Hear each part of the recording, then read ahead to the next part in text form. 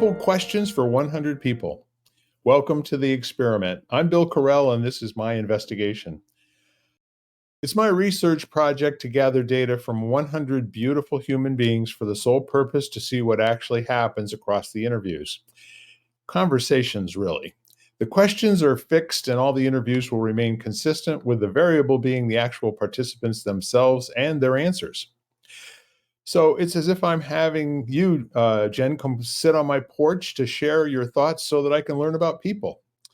We are looking forward to what we're going to learn when we're complete with 100 interviews, but we're mostly interested in the people, the process, and your particular story. So it's my distinct pleasure to introduce my guest, but well, how about if I let you do that for me?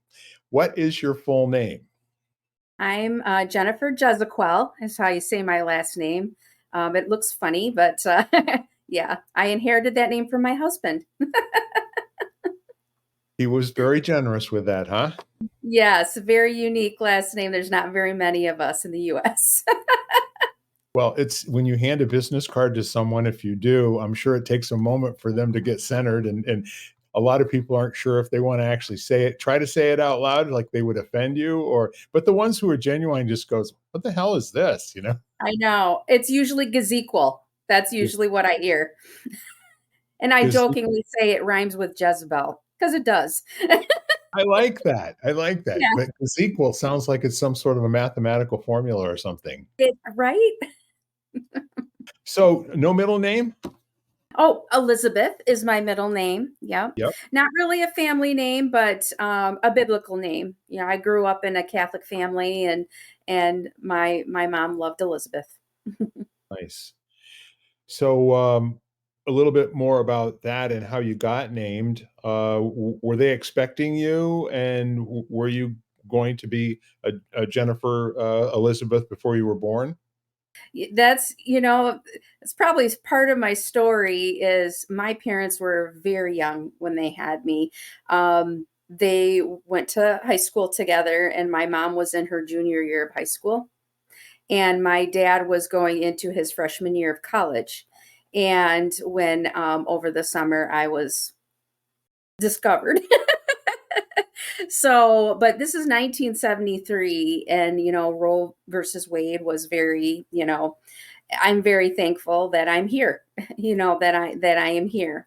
And honestly, I don't think that either sets of my parents would have it, grandparents would have it any other way. And um, my parents did get married a couple months after, and it was a love story. They were married for almost 51 years just before my mom passed. Wow. Yeah. Wow. And I appreciate what you're saying, because there were so many people back in the day that first it was upsetting news and then they considered it a miracle. And that's kind of nice when the stork comes calling and leaves a calendar invite for about 7 or 8 months from now, right? I was the first grandchild on my mom's side of the family, and very close to both sets of grandparents. Nice. I'm sure that came with its attendant pluses and minuses. Right, exactly. So back then, my mom and dad, didn't know what they were having. I don't know if there was ever a guess. I can't remember. There was a boy name picked out, and I cannot remember what it was, but it was probably another. I think it was another J boy name. But they just like Jennifer, and obviously in that generation there was a lot of Jennifers. It was a popular name. Yeah. And I mean, I graduated high school with probably like 5 other Jennifers. Yes, absolutely. My maiden name was Zielinski. My dad is full-blooded Polish, and so I'm half Polish, and my mom half Irish, and half or a quarter Italian and a quarter French, and very European, I guess. Aren't That's, we? I would say that's kind of a really good goulash. You know that? It really is. It really, really is. Put all of those together, you've got a taste for fine wine, but you don't mind having too much beer every once in a while, uh, et cetera, et cetera, et cetera, right? Exactly. We ate good. Yeah, so that's like that old Irish joke. Uh, three Irishmen walked out of a bar. Oh, it could happen. Exactly. Yeah, Exactly. My grandmother, my mom's mom, full-blooded Irish, the red hair, freckles, blue eyes, and yeah, all of it, and a little bit of attitude to boot. yeah. I love all of that. I really do, especially people who just authentically wear it. You know that Yeah. old saying, "If you're going to be a bear, be a grizzly." Yeah. Oh yeah. Yeah, Yeah. good. So on to question number two. What is your favorite nickname that most people don't know? Well, it's funny. So I was given the name Jennifer, and everyone calls me Jen. Like where I live, I live somewhere where I didn't grow up, so Right. everybody knows me as Jen, a variation of Jennifer.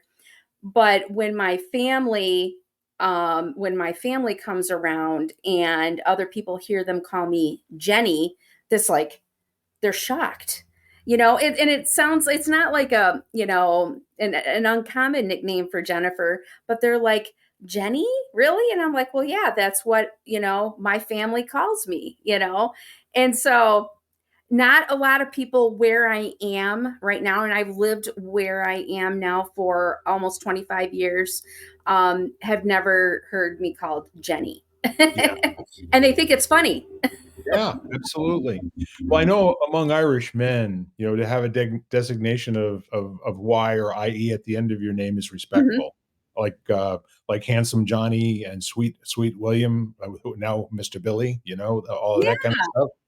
And they grow up and they live into that name as as something to be worn like a badge of honor.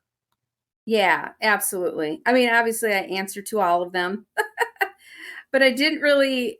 There was probably one other kind of a cute nickname, and the only one who called me this was really my dad, and he called me Jeff. And that was, I think, funny because I don't know if maybe when I was learning to say my name, Jennifer, I would say Jeffiner. Oh, And that's so every once in a while, my dad would say, "Hey, Jeff," and nobody else called me that. that's an inside joke Yeah, that you'd had to be there, or had somebody tell you. So exactly. thank you for letting me in on it. Nobody else will know All after. right. Okay. So, when did you first notice what color hair you had? You know, this is funny because everyone in my family had, brown hair, dark brown hair. We all inherited that Italian darker side of things. No one had that red fair skin and all of that. So it wasn't really when I noticed what color hair I had, it was when I noticed there were other colors of hair. And that was probably my kindergarten year when I started kindergarten, and I had a couple of friends who had blonde hair, and I'm like, Right. where'd that come from? you Yeah. know? And then, of course, after I had my son, I was 28, and then I noticed gray hair. And now, so this is all fake because I also inherited the gray hair gene, and I would be almost all gray if I let it go. I'm not ready to do that though. Someday, perhaps. But Someday. I'm also noticing you don't go two-tone either, because there's a lot of people that, like, sport that inch and a half down by the hairline and then have it colored from there on out, and, that Well, could be a I just had that taken care of. So no, no, I don't do that two tone. I'm not into that yet. I'm not prepared for that one yet. I gotcha. And when you were a teenager, did you have long hair or short hair? Long, really long hair, probably to the middle of my back, and that day and age, and actually a lot of people don't know my hair's actually straight. But I get perms. I always hated my straight hair. I mean, you always want what you don't have, they say, Right. right? But I have no volume and oomph to my straight hair, and it bothered me. So I would start out and I used to get some body perms, and I liked that. But during high school when my hair was really long, I got those spiral perms where I was in the salon for half a day, and it cost my retail job paycheck just to get. they say the same in beauty, no pain, no gain, right? Absolutely. I actually say that a lot. I had a friend who lived in my neighborhood, and her name was Vicky Acton. Her mom had hair exactly like yours. I mean, especially when it was humid out, it just went like this, right? Oh, yeah. But, but Vicky had curly hair too, and she used to, and that was long, but she used to have her mother iron it, to keep Yes. it nice and straight. My mom in the 70s had really, really, really long hair, and she had a little bit of wave to it. But yeah, she talked about back in the day, they literally took an iron to Yeah, it. yeah, because I mean, as you go through different fads in life, whatever the teen magazines were showing is kind of the cool thing. I mean, everybody tried to follow suit somehow. Some of Yeah. us could, some of us couldn't, and you know, so here you are, and you have just divulged a whole lot of cool information about your coiffure. Yes, so. What is your favorite thing to do to intentionally waste time? Well, nowadays, honestly, it's probably scroll through social media. I like if I'm just, if I'm say like the other day, I took my dogs to the groomer and I just wanted to waste some time. I didn't feel like walking through a grocery store or anything like that. I sat in my car and I just scrolled, for some entertainment. I'm not Is really a there game player. are you a Facebooker or an Instagrammer or a Pinterester or what? Yes, yes, and yes. Okay. More so Facebooker. But I did have a MySpace account like years ago when we first started going. But I love Pinterest for ideas, and I have a lot of different folders and and dreams in that. And Instagram, I love using. Well, I have that tied to my Facebook page. So when Sure. I'm posting my photos, it's shared to Instagram where I have several like younger cousins that are more, into the Instagram. Yeah. So they get to see like some of the pictures that I post of my flowers, or if I go out and say the northern lights are out one night and I snap some pictures of the northern lights. Um, Yes. yeah, that's Yeah. fun. Well, we'll get into how we met somewhere along the way here, but in the conversation about social media, in full disclosure, you and I are poke buddies, aren't we? We are. Diligently every single day, never miss, right? Right. Exactly. I It's love that good. about you. It always allows me, even though I mean, good Lord, 15 hours, 16 hours apart on a drive or Yep. longer. Every single day, I get to have you in my life, and for a moment, be present to you, whether I'm looking at your page or not. It's just a very cool little thing, and I appreciate you. Okay, Oh, thank you. you're very very welcome. So, Jen, what's your favorite movie to watch alone? So this is funny. I love Christmas, and it's not one movie, but I am a Hallmark Christmas movie watcher. Okay. And honestly, I could watch those any time of the year. And that also goes with listening to Christmas music. My kids would make fun of me. Yeah, I know I'm one of those. They make me happy. I don't know. It's just I really get into stuff that makes me happy, Yeah. makes me smile. And I am not a good singer at all, but I'll crank up a Christmas music and sing along, and my kids would just roll their eyes like, oh God.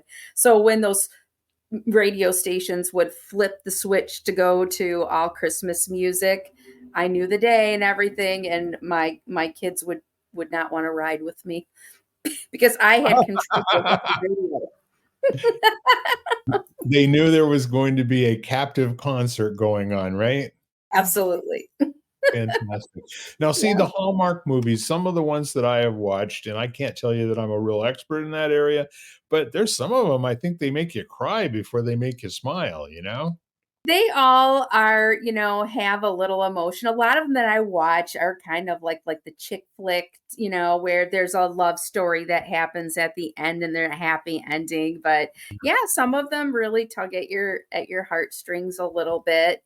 But honestly, it's there's a lot of bad acting. I mean, quite honestly, but some of these stories, are could be just anybody, and it always seems to be set in like small town USA, and some big corporate person go in and and have a change of heart and change their life and love that, you Yeah, know. So I think yeah. that's what resonates with me a little bit. Yeah, whenever there's a transformation, it's an amazing thing to be part of and to be present to. So out of I mean, there's many Hallmark movies. Are which would you say would might be your favorite ones? Well, I can't even think of names. I mean, I can just think of like there was this one, God, I so my brain is mush. Like I still have brain fog, and we'll get into that later about why I do, but there's this one where they started an ice cream shop, and yeah, you know where I'm going. Yeah, you probably know. And so there was, oh gosh, I think it was involved a dairy farm, and they were going to lose this dairy farm and this ice cream shop. They had to really make the money to keep this dairy farm open. I mean, it was just I just love that one, for whatever reason. And a Yeah. lot of them will, as we gear up toward Christmas, Hallmark, they'll play these shows over and over again, so I get a chance to watch them over and over and over again. Yeah. Yeah, it's a great time of year, for emotions, to come to the surface, no doubt about it. No, I appreciate that, and thank you for sharing all of these details. So this is going to be a fun one with you. If you were to have an action figure made of you, what would its superpower be, and what colors would its uniform be? Okay, so colors, definitely red. Red is like my color, even though I'm wearing black. So is my favorite color. And the other one would be purple because number one, that's my husband's favorite color. It was our wedding colors too. We'll be married next week, 30 years. Good for you. And so red and purple are the colors of love, of course. But and this has literally been my goal in life, so is to make everybody smile. Like you come in contact with someone who is absolutely miserable and they exude it. They won't look you in the eye. And like I just would talk to them, just to try and get a little peek of a smile. But so my superpower, would be just to bring happiness and make someone happy.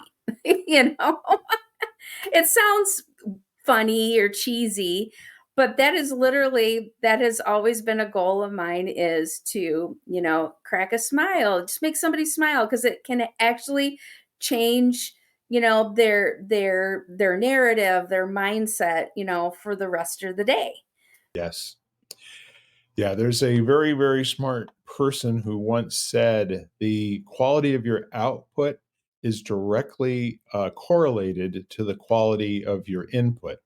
And if Mhm. you're happy and smiling, it's so much better because not only are you doing something that you like and love, but you're also paying attention to it and probably being a little bit more mindful than you would be if you were not happy. You'd be concerned about whatever it is that was making you unhappy, right?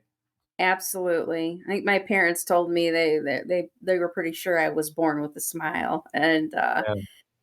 even in the darkest of times, I might be crying, but I will be almost smiling at the same time. It's weird to say Yeah. that, but Well, they say, there's fine line between both of those things, and they're just kind of like the opposite reaction, but coming from the same place. So I right. think that, very astute. Yeah. So, with your uniform in hand, what did you want to grow up to be when you were 5 years old? Without a doubt, I wanted to be a teacher. And yeah, I ended up in human service, and that's okay, but I have honestly been a teacher in various different ways. So Right. but I wanted to be a teacher in a classroom. I love kids. And but I didn't go that path, but That's what I wanted to be. So, do you mind maybe saying a little bit more about the human services? That means different things, I think, to different people. What exactly Absolutely. were you doing? I was in the nonprofit sector. So I worked for a small nonprofit. I live in the very rural part of Michigan in the Upper Thumb area. Okay, and the services are limited in terms of assisting families that need, whether they're at risk or they're just down on their luck at this time. But the organization I worked for, we aimed to connect families, especially that had children, to services to help them be successful. And then I kind of, that nonprofit, it folded up because grant money, it dries up, and Yep. so those doors closed. I worked at a health department for a short time, and and mainly I did informational and referrals to different resources in the organization. And honestly, that's where I almost, if you've ever heard of United Ways 211, if you call 211, they might connect you with different resources. That's kind of like what I was in our area. Yep. And a lot of people in different, like, say, the health department, or in our state, it's called Department of Health and Human Services, or people might say Child Protective Services, or independent agencies. The different human service organizations for senior citizens would call me because I, for some reason, was astute about finding out what the resources were in our area. And so I would help people connect them to, or point them at least in the right direction if I didn't know. Yeah. And I had worked with several other human service agencies. The next one being, I worked for a child advocacy center where it was very intense, and we were a center where we forensically interviewed children that had alleged abuse. Wow. So that, yeah, I worked for them for several years, and I coordinated that program. And it was very intense. And so I ended up taking on a role at our local women's domestic violence shelter as Yeah. the manager there. Beyond that, because we worked very closely with the previous program I worked for, and I managed that for a couple of years. Very heart wrenching stories that you see. Very important work. It takes a special type of person to work in that kind of setting. Yeah. Yeah. I get it. I worked with a homeless shelter here in town for 2 years as a consultant, and Hmm. also providing their connectivity and computer stuff. But it sounds to me like you did manage, in the human services to also accomplish the other goal, which you can't be in that role without educating people and moving. When you say making them successful, that means kind of transforming their skill sets, their habits, and everything else that's kind of got them in that sort of on their knees, and trying to just get up and do something positive state. That's a very wonderful thing.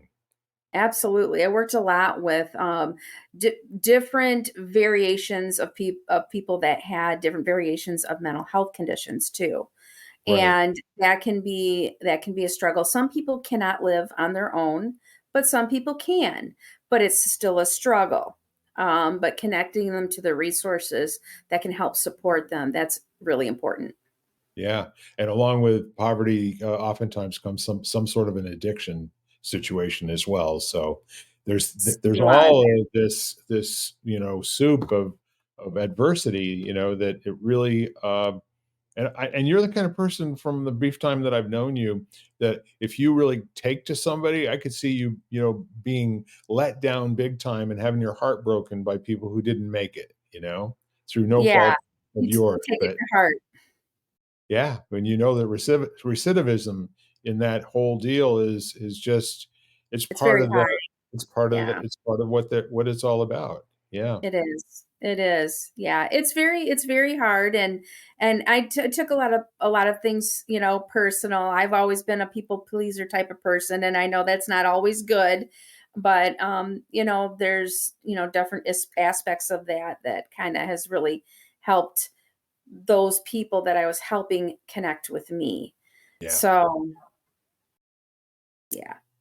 So I really am enjoying this, and I can't wait to hear your answer to the next question. What is your greatest accomplishment? Without a doubt, my kids.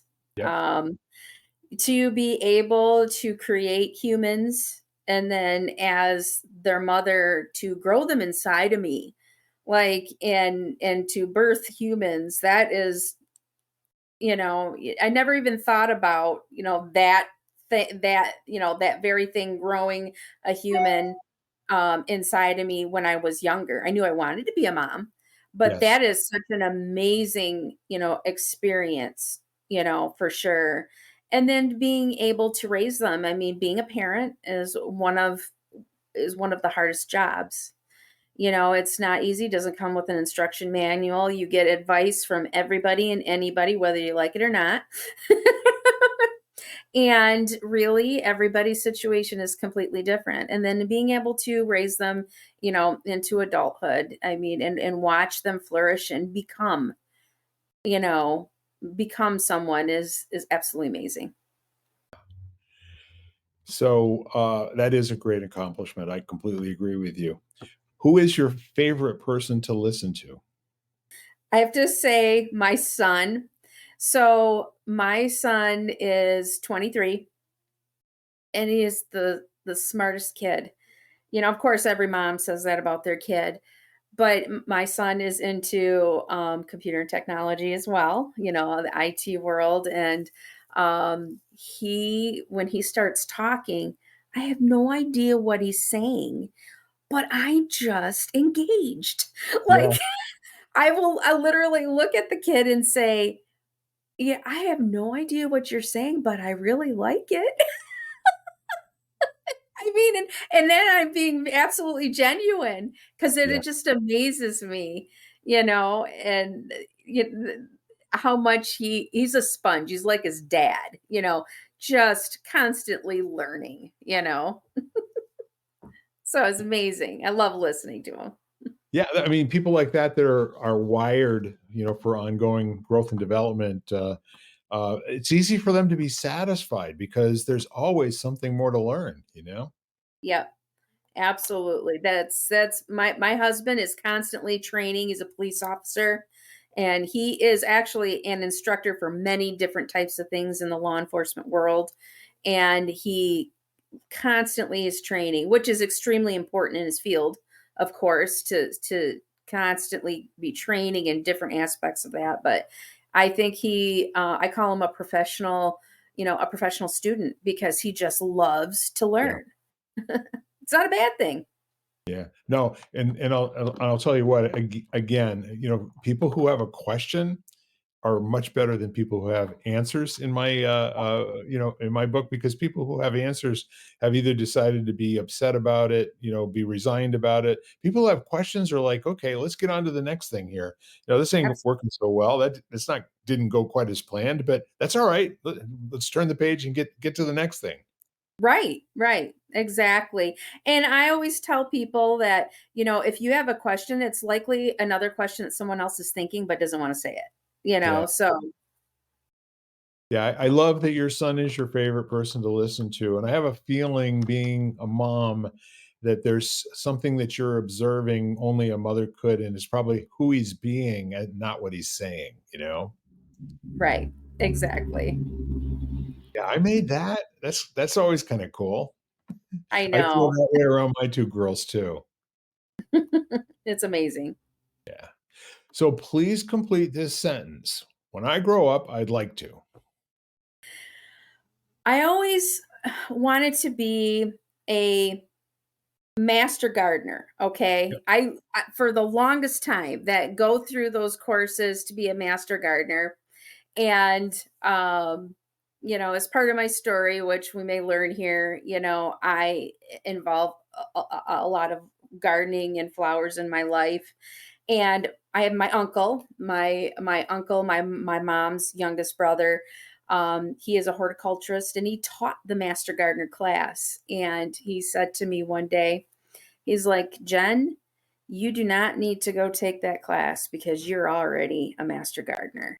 You are already a master gardener. In fact, you probably know far more than some of those people that take that class. You don't Yeah. need a manual, to go do that. So that meant a lot to me. Someone who went to school, to come up in that field, to be told that when I didn't go to school for that.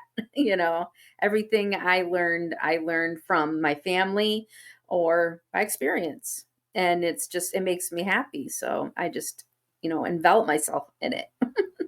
But that's what I wanted to be, a master gardener. That's amazing. And so now that you've accomplished that, now what would you like to be? um I don't, it sounds really, really cheesy, but, throwing myself into gardening and the flowers has really helped ground me. And I use that word a lot Yeah. now to kind of ground myself, but to be able to share that with others. Yep. That is the biggest thing.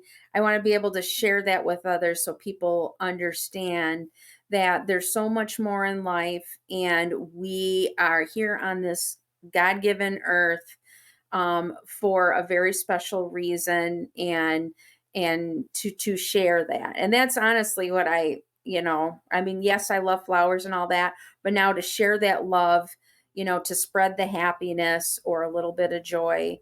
um, and I feel like I'm starting to do that.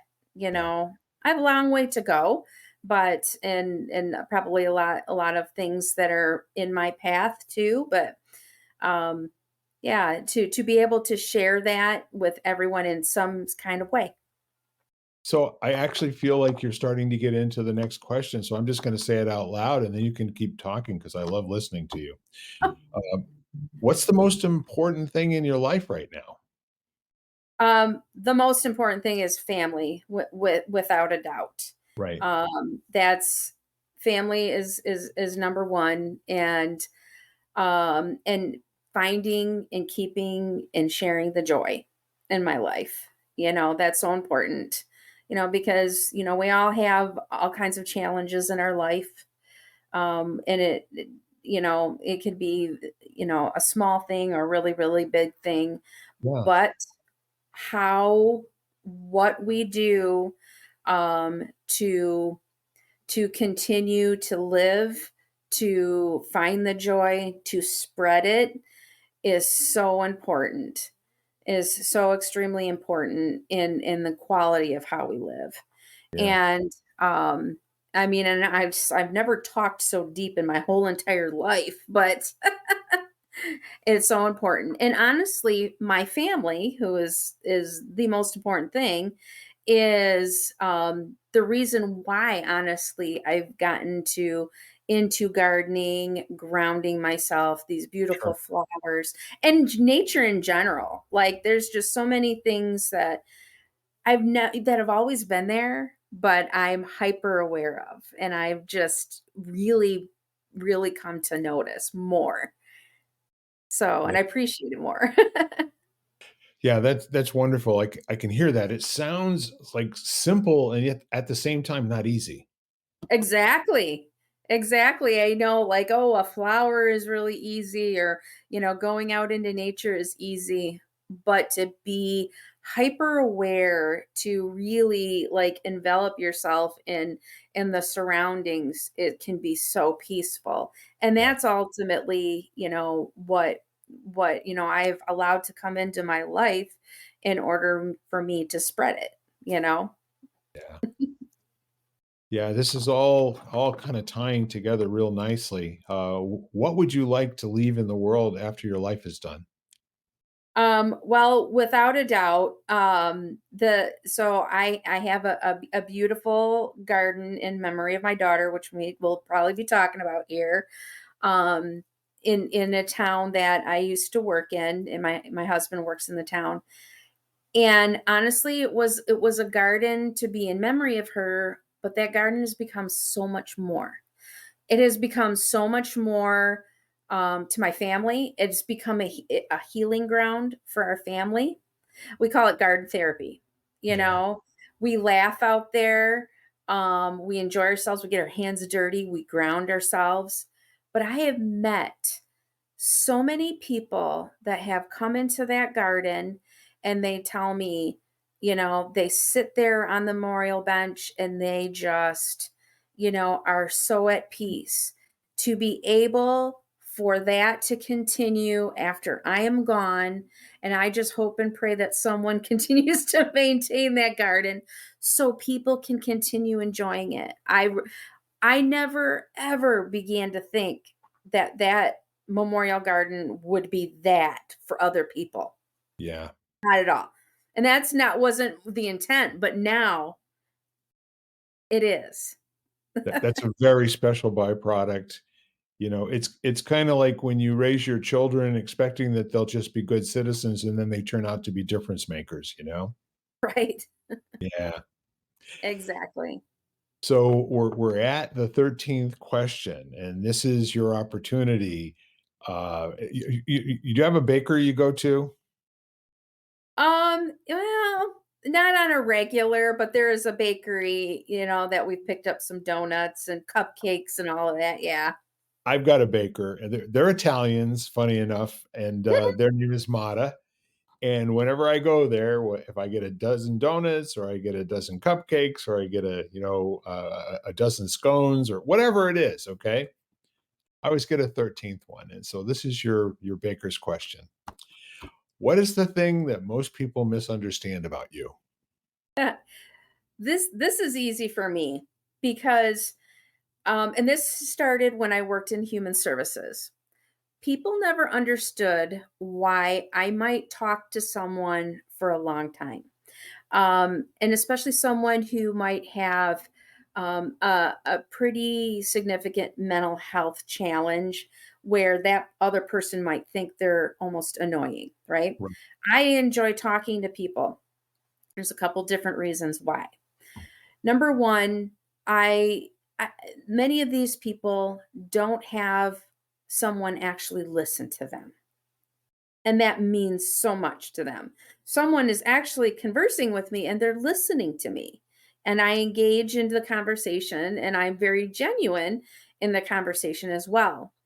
But I've also realized when I talk to someone at length and I ask a lot of questions, not trying to be overwhelming, that Right? I learn more and more about that person, but I might also learn something that they might not have shared with anybody else, being able for me to help them, point them into the right direction for help.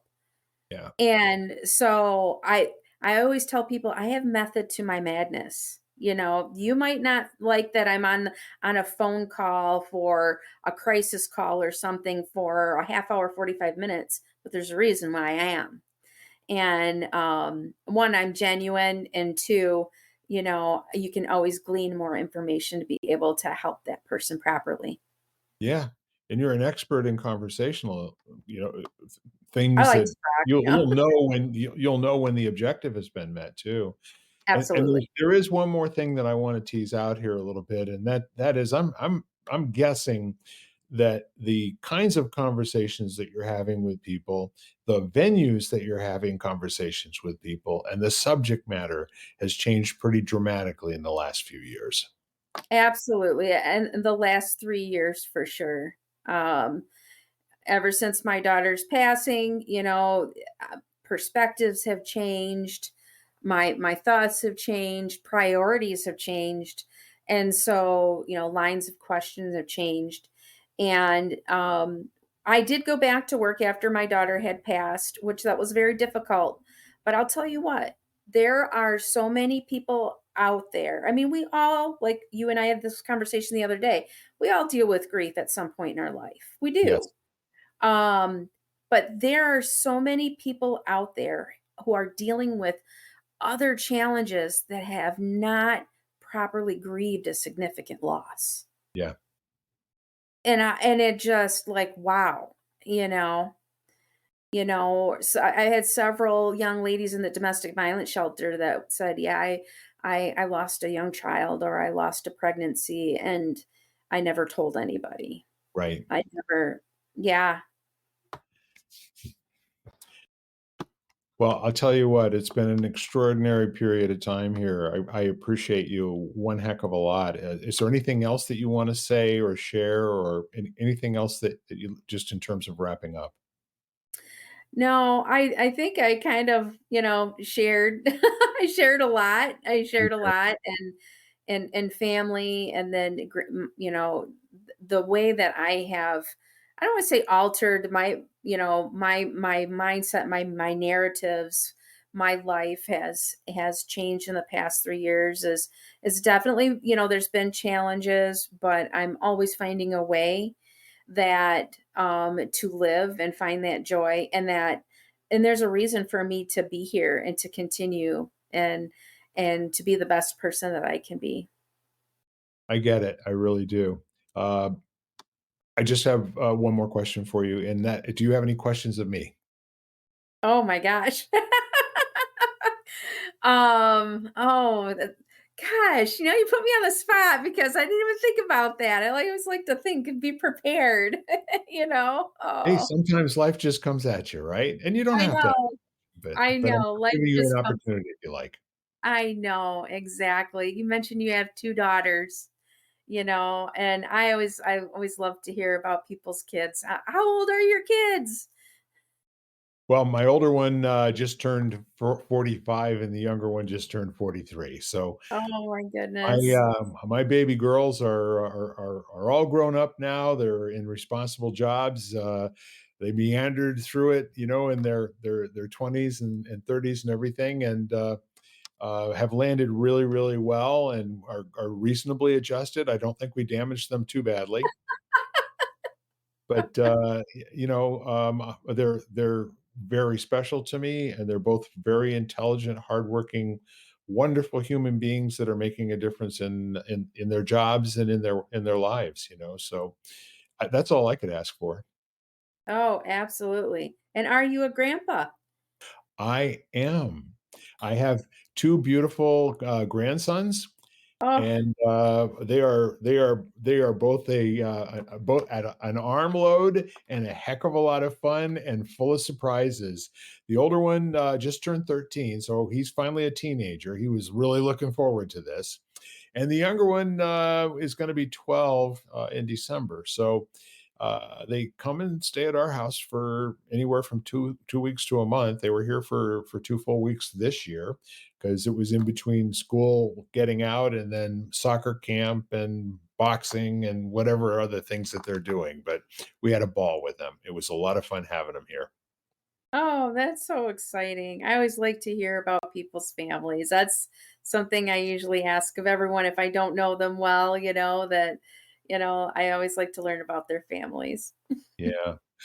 Well, Jen, I want to thank you for sharing yourself and your story and your thoughts. You're obviously an accomplished woman. You have made so many things happen, and we can't show people at home what your garden looks like, but the pictures that you have shown me, conversation didn't prepare me. They are just so over the top in terms of beautiful, just fantastic looking. They almost look like they're AI. They're so beautiful. Yeah, it's funny you say that. A lot of people will mention that. It's you appreciate it much more when you're there. A lot Yeah. of people say that. I have a lot of girlfriends that I Zoom with, in the grief community, and they recently visited back in June, and they said the pictures and the videos you do, Jen, don't do it justice because to be in the presence of this and to be able to feel it.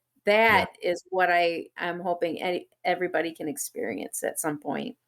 Well, I'm touched, and I'm looking forward to coming and seeing it in person myself one of these days. You must. Well, thank you again. And Absolutely. yes, so we're going to be signing off now. And once again, ladies and gentlemen, we are simple questions for 100 people. And if you'd like to be on this podcast and have a nice conversation, and maybe take a little bit of a moment to look inward and share it with people, I think it would be lovely to have you get in contact with me. And at the same time, I want to invite you to reach out to someone that you know by email, telephone, text, carrier pigeon, however you do it. Note wrapped around a rock through the window. Just let them know that the world is good for you because they are here. And if they ever need you, that you will be there for them. Okay. So bye for now. And thank you for tuning in. Oh, neat. Yay. You've been listening to Simple Questions for 100 People, part of the Exvadio Podcast Network. You can find every episode at exvadio.com/podcasts, the Apple Podcast app, Google Podcasts, Spotify, iHeartRadio, and wherever you find podcasts.